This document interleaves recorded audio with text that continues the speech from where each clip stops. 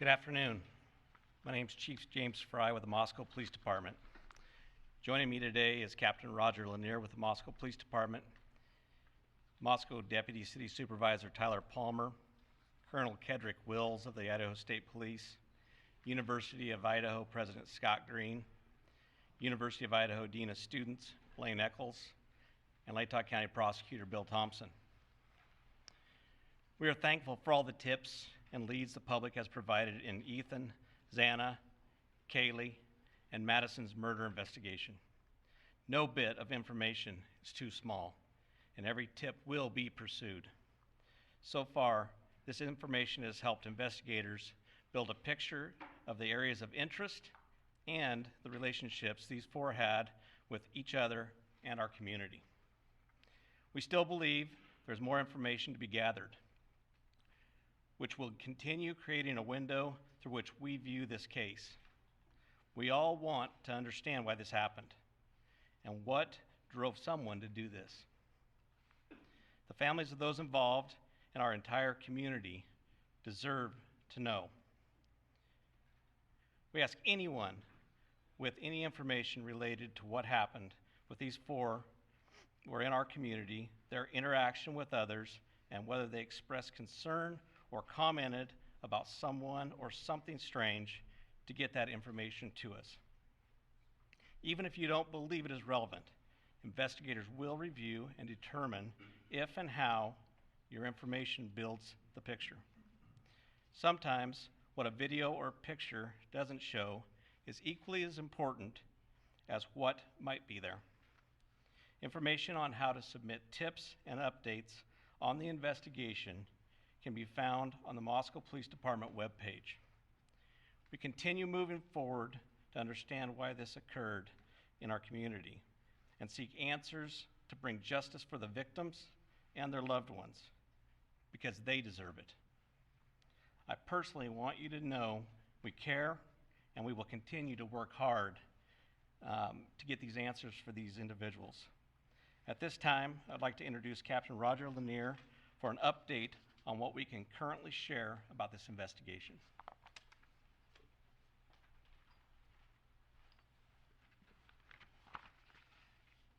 Good afternoon. I'm Captain Roger Lanier with the Moscow Police Department. I want to assure you first off that the loss of Xana, Kaylee, Madison, and Ethan remains the highest priority for the Moscow Police Department. We will continue putting all of our resources into investigating and solving these murders. Investigators are prepared to work through the Thanksgiving holiday to continue their efforts. I also want to express our sincere appreciation to the Idaho State Police, the FBI, the University of Idaho, and the Latah County Sheriff's Office for their assistance. And I especially want to thank the community of Moscow for their outpouring of support through this incredibly difficult time. Today I'm going to recap in brief what we know. I'm going to provide some new information, and I'm going to address some rumors. On the evening of November 12th and into the early morning hours of November 13th, Kaylee and Madison arrived home at approximately 1:45 a.m. after visiting a local bar and a street food vendor. Ethan and Xana were also out in the community at Sigma Chi, and they arrived home at approximately 1:45 a.m. Two surviving roommates who were also out in the community arrived home at approximately 1 a.m. Later, on the morning of November 13th at 11:58 a.m., a 911 call was placed. The call reported an unconscious person. The call originated from inside the residence, and a surviving roommate's cell phone was used. During that call, the dispatcher spoke to multiple people who were on scene. Moscow police officers responded and found two victims, two on the second floor and two on the third floor of 1122 King Road. The results of autopsies indicated that the four were stabbed multiple times and were likely asleep during the attack. Some had defensive wounds, and there was no sign of sexual assault.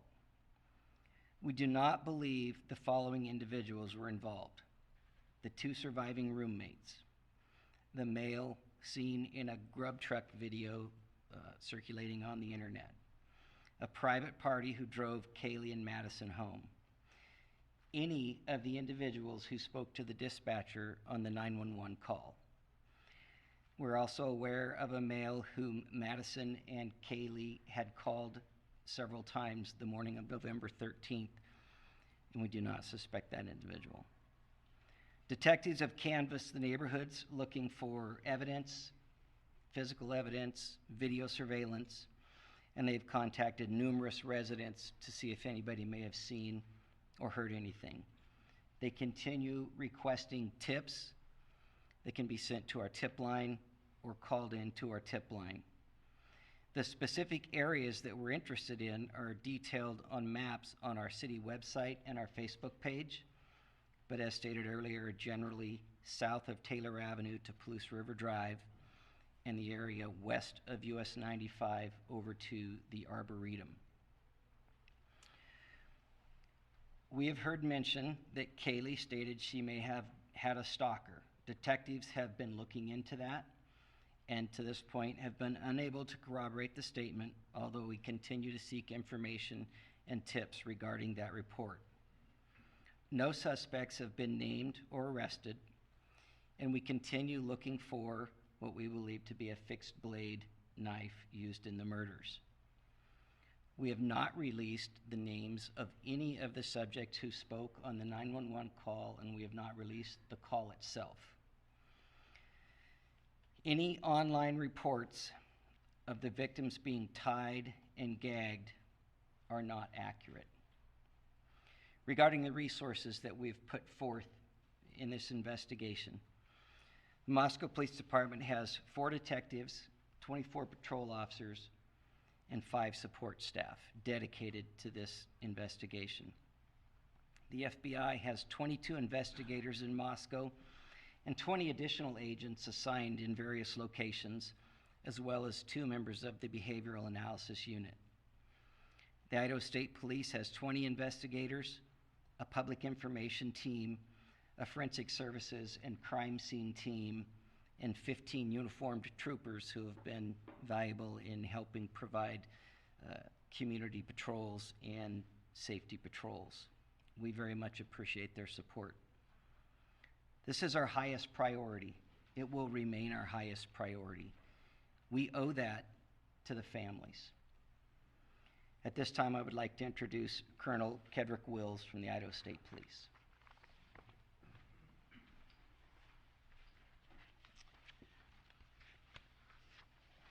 Thank you, Captain, and thank you for those that are in attendance today for your attendance. We really appreciate this. What has affected Moscow and the community here has affected all of us as Idahoans.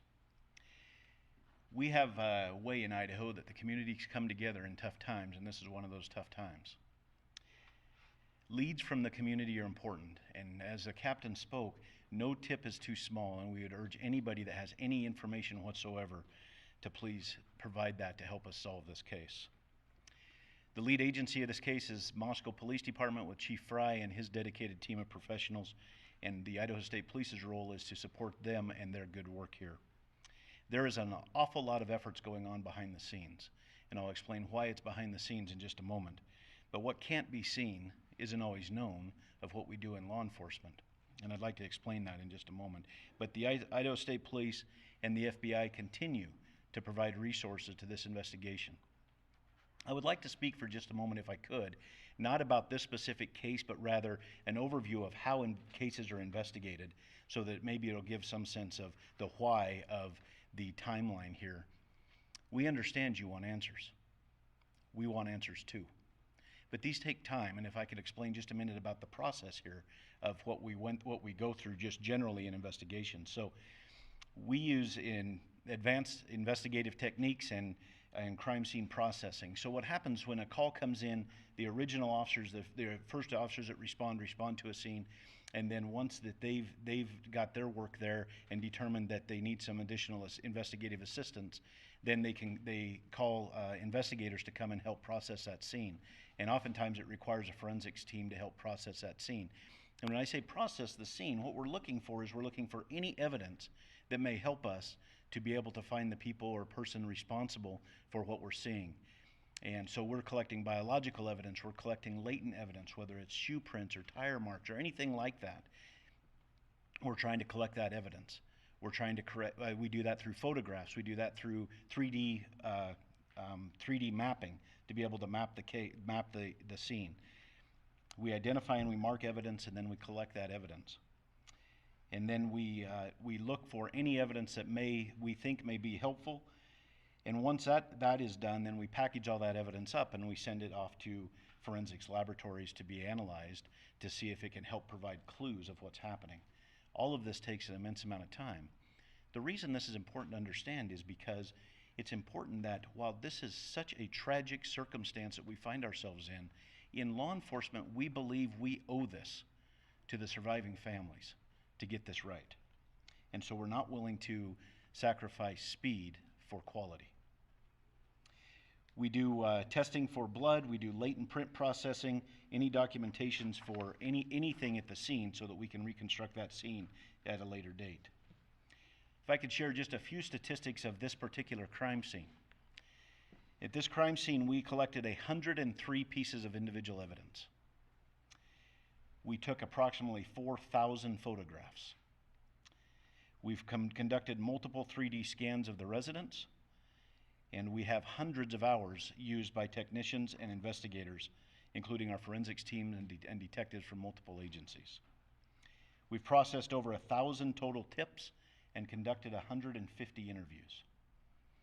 I hope that you understand that gives a little bit of a perception of just how complex this case is. We have the utmost confidence in this investigation and that this investigation will be done right. We ask you and we ask the public to please remain patient as this investigation unfolds. And please rely on official sources of information. We really appreciate the media's assistance. We know you have a job to do. We know that you're professionals and you do it to the best of your ability. And we're thankful that you're here, because without you, we could not get the correct information to the community that could help us solve this. So I can't overemphasize how much I appreciate and we appreciate in law enforcement your willingness to do this. What you are doing matters. And it matters in what we are committed to doing, and that is the best way we can think of to honor these victims and their families is to conduct this investigation correctly. Finally, I'd like to share that I've been in regular contact with Idaho's Governor Brad Little throughout this investigation. Governor Little is making available up to $1 million for expenses related to this ongoing investigation. As you heard, the resources that are here in Moscow and throughout with this investigation, you can see that those expenses would add up quickly. Like all Idahoans, Governor Little is deeply saddened by the loss of these 4 bright and promising young lives. And he's making sure the state of Idaho provides all of the resources possible to ensure that the person or persons responsible for this are brought to justice. I'd now like to turn the time over to the University of Idaho President Scott Green.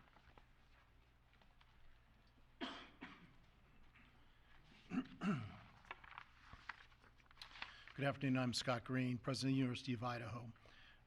We deeply appreciate the kind words of support we have been receiving from our alumni and friends, as well as many others who may not know us but have taken time to reach out. People are donating to the victims' GoFundMe pages and the Bruce Pittman Fund for Students in Need, and they're buying personal devices for our students and continuing to look for other ways that they can help. This is what it means to be a vandal. In the last 24 hours, we have sent updated communications to our students, employees, parents, and alumni. And in those communications, we discuss campus security, services available to our students and employees, our plans for both remote and live instruction to close the semester, and our plans for a candlelight vigil on November 30. All of this is available on our website. We all want swift justice and continue to work with law enforcement to aid them in any way helpful to their investigation. As the investigation continues, we will better know how to proceed in the new year. We will endeavor to find the balance among safety concerns, the need to grieve, and the long-term needs of all of our students and employees. Through everything we do, we will keep Kaylee, Madison, Xana, and Ethan, as well as their families and friends, in our thoughts and our prayers. Thank you. I'm sorry, I need to introduce Deputy City Supervisor Tyler Palmer. Tyler, sorry.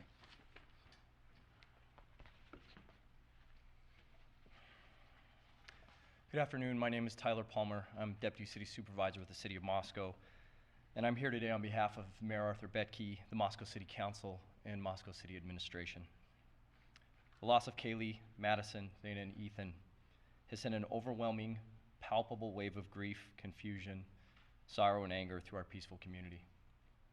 Mayor Betke, with the support of our City Council, has instructed staff to marshal all necessary resources for our law enforcement professionals as they diligently work to assure the safety of every member of this community and find the person or people responsible for this. The outpouring of support, kindness, and genuine empathy locally and even globally has been a humbling reminder that those who want to help far outnumber those who want to hurt. And we take some solace in that. To all of you who've reached out, sent letters and cards, provided food for those working around the clock on this investigation, and offered other resources, we thank you sincerely. These continued acts of charity and humanity remind us why we live in this tight-knit, caring community. The City of Moscow is committed to seeing this investigation through to a successful end and will continue to dedicate whatever resources are necessary for that effort. We are thankful for the immense support from the University of Idaho, Lake County, Governor Little and his office, the Idaho State Police, and the Federal Bureau of Investigation. Moscow is my home.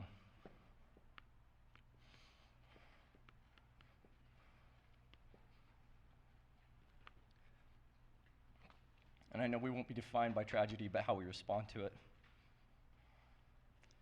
We mourn the loss of these beautiful young people, and we will relentlessly pursue justice on their behalf. Thank you.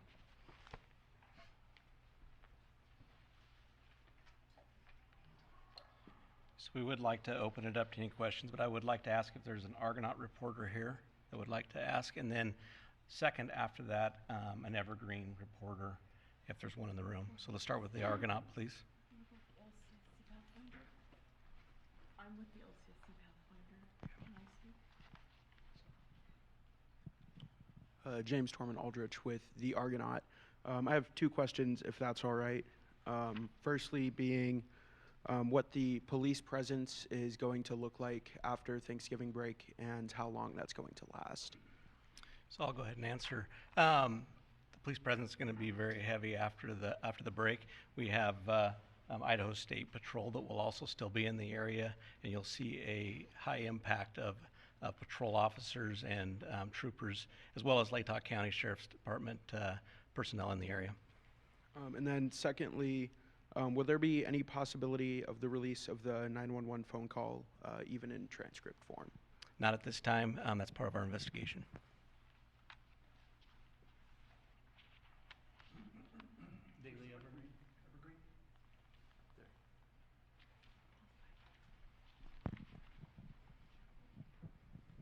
Frankie Beer, the Daily Evergreen.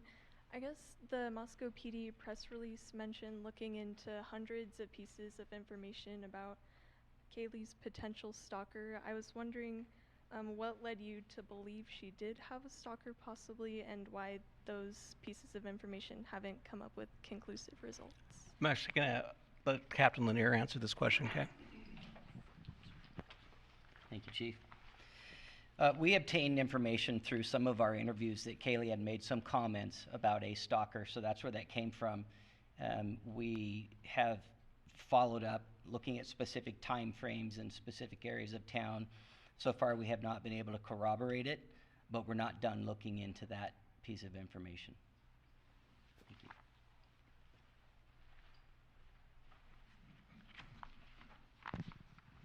Dan Springer, Fox News. If I can get Captain Lanier. Sir, why not tell the public who the target was? You've said that this was a targeted attack.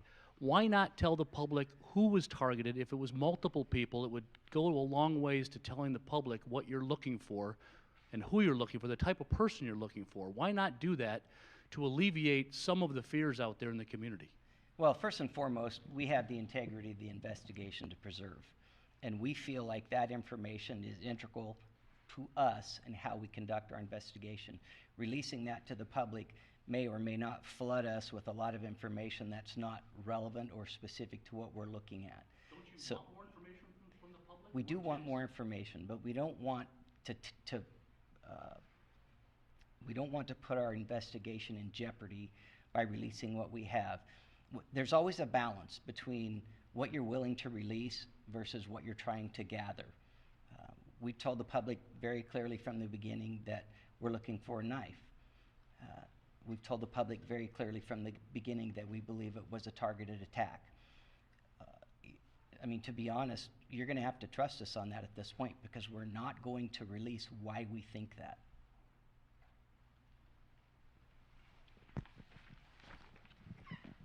Lauren Patterson, Northwest Public Broadcasting. I see that the FBI set up a special web page just to collect digital information. I'm also curious if any of the investigators can speak to this. Curious if the Wi-Fi hotspot has been tapped at all. It's possible if the suspect had their phone on them, it may have pinged off the Wi-Fi in the residence. Has that been checked on at all?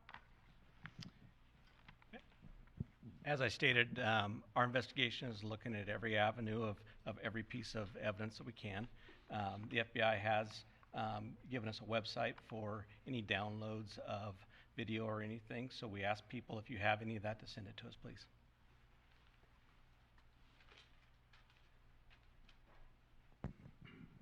Thank you. Natasha Chen, CNN. I have a couple of questions here. One, in many homicide cases, the first hours, the first days are so incredibly crucial. Now that we're moving into a window that's further and further away from the incident, does that concern you about the ability to arrest a suspect, or do you have information that you simply can't share with us that makes you confident that you're close to solving this? I'm going to have the Colonel step up and address that, please. Well, thank you for the question, and I would like to address it a little more globally than specifically. A little more globally here. Yes, as time goes on, I mean, we're time past the initial calls for service and the initial crime. However, we also, as time goes on, are able to process the forensics evidence, any forensics evidence that we may have collected, and so that helps us. And we're also able to process the tips that continue to come in, which may help us. And so, while time in one respect is not beneficial, in another respect it is, because it helps provide us with that whole picture with all of the information that we're gathering, whether it's evidence or tips or any other information that we're gathering. It may help us to provide a clearer picture, and so it may help answer those questions that we're seeking as well.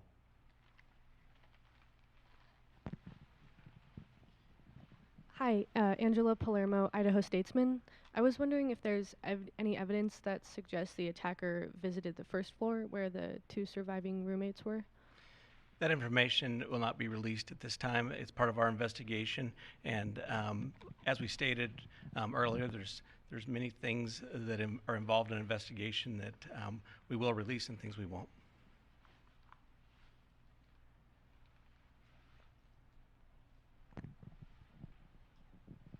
Good afternoon, Ashley Soriano, Fox News. I have two questions. Have you considered the possibility of a murder-suicide? Is that something that you guys are considering right now?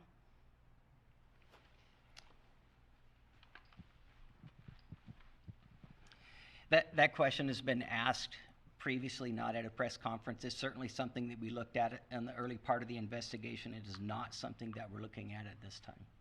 And I know some of the investigators' vehicles and police vehicles are coming in and out of the driveway. Do you think that potentially could disturb any tire marks or other evidence?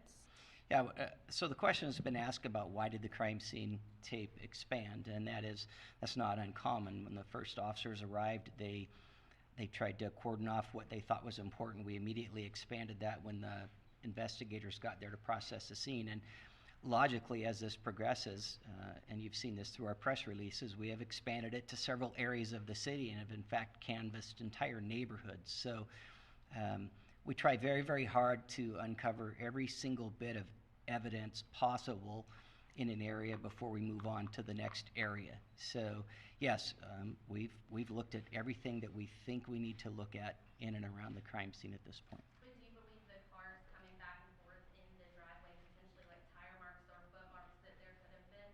Well, it's a gravel parking area, so it would be hard to say that.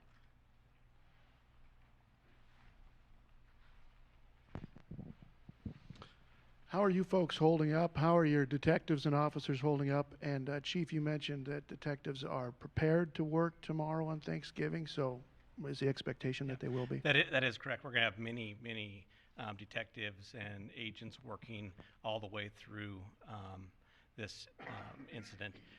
Our people are dedicated. Our people care about this community. Our people want to ensure the community that we're here to bring safety and we're here to get a resolve on this. So we will continue to push through. We'll give people time off as they need it, and we will continue to take care of them. But we're gonna keep pushing on this until we come to a conclusion. Chris Mitchell, KLEW. Is there any plans to increase security for the Apple Cup on Friday?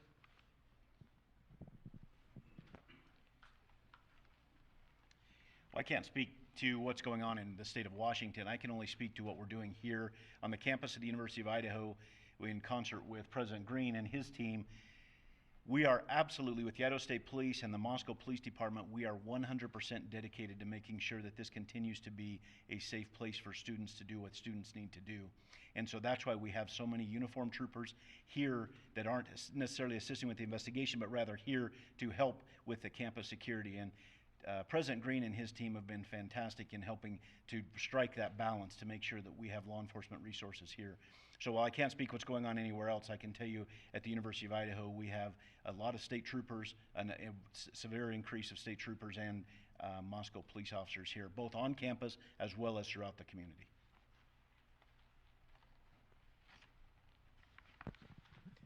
John Gabell, ABC News. Are investigators looking at any possible connection to an unsolved double stabbing in the Salem, Oregon area about a year and a half ago? Specifically, 2 people stabbed in their home in the middle of the night, long knife, no suspect at this point. One died, one survived. I think we're looking at every avenue, and we have other agencies reaching out to us with other cases and stuff that we are doing follow-up on, and we will continue to follow up on those. Are you aware of that case? I actually had a tip come in on that case, and I forwarded it to our tip line. Okay, one more question. Can you confirm the bodies have been released to the families or are being so released today? I believe they have been released to the family, and I know that I believe one of them has already had a funeral.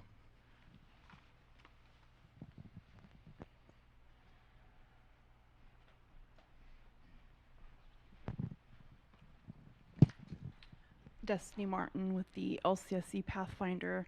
Can you lend any insights into the possibility that the murder weapon is linked to the ROTC program? And also you mentioned that the analysis unit is here. Will we be able to hear anything from them about a working profile they possibly have?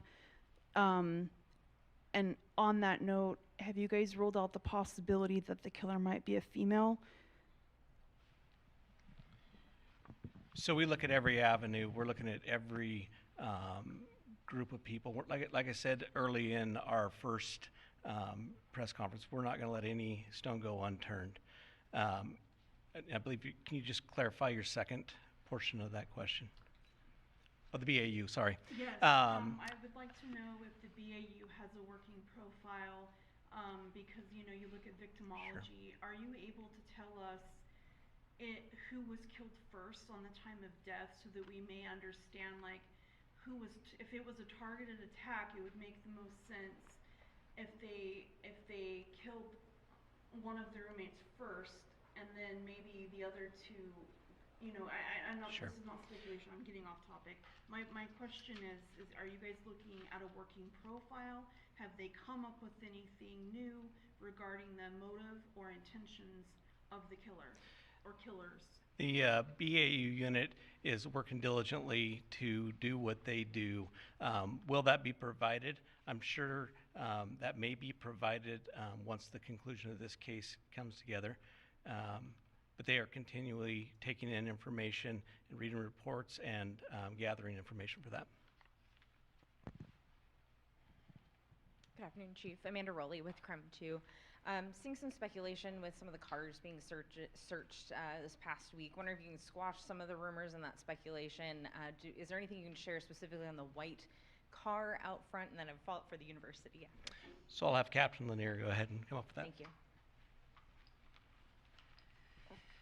Well, we have looked at a lot of different vehicles. I'm assuming you're referring to the vehicles that were in the parking lot at the time. Yeah, so some of those vehicles belonged to the victims and some belonged to other people in the house. And so for us, that's part of the crime scene. As I mentioned earlier, the crime scene was expanded out through the parking lot. So we wanted to make sure that we looked at those prior to releasing the crime scene. It was part of the initial investigation that night. Thank you. And for the university, is there any additional information at this time that you can offer about the candlelight vigil, maybe what we can expect from that, and then any other information you can provide about that ask of the community to light the night on November 30th? Thank you for that. I'm going to turn this over to Blaine Eccles at this point. He's actually planning the whole event, so we appreciate it. Good afternoon. I'm Blaine Eccles, Dean of Students. The vigil is going to be hosted next Wednesday, November 30th at 5 p.m. We have it scheduled for the administration lawn at the moment. We're going to make a final determination on location early next week, just because we're waiting for the weather window to get closer, so we feel comfortable that that's where it will be located. We're anticipating a large turnout of community members as well as university members, students, faculty, and staff at that particular event. And all of the families have been invited to join us if they so wish from that aspect of it. The response has just been absolutely beautiful and overwhelming to the love that has been provided to the institution as well as the family members. The Light the Night event that you're talking about, while I don't have a lot of details on that, is set to coincide at the same time, just so that people that can't be here in person as part of the vigil are going to be able to participate remotely as well. The vigil will be live streamed, and it's safe to say that the Vandal family is going to unite and come together to support the families in the darkest moments of their life, quite frankly.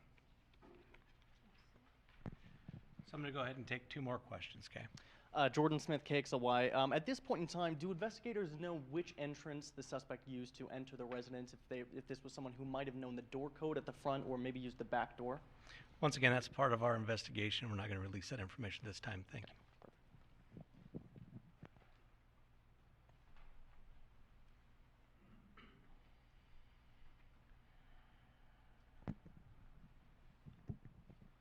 No, Bolter, Moro News 8. You said this was a targeted event. You won't tell us why they were targeted. What should students do to prevent being targeted in the future?